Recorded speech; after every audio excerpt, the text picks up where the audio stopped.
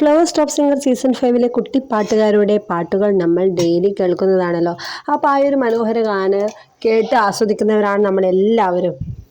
അപ്പോൾ ഇന്നലെ നടന്ന എലിമിനേഷനിൽ 2 കുട്ടി പാട്ടുകാർക്കാണ് നിർഭാഗ്യവശാൽ പുറത്തു പോകേണ്ടി വന്നത്. ആ 2 കുട്ടി പാട്ടുകാരാണ് നമ്മുടെ ഹരിചന്ദന മോളും ധ്യാൻ വിശ്വാസും. അപ്പോൾ അവർ രണ്ടുപേരും ഇനി നമ്മുടെ വേദിയിലില്ല കേട്ടോ.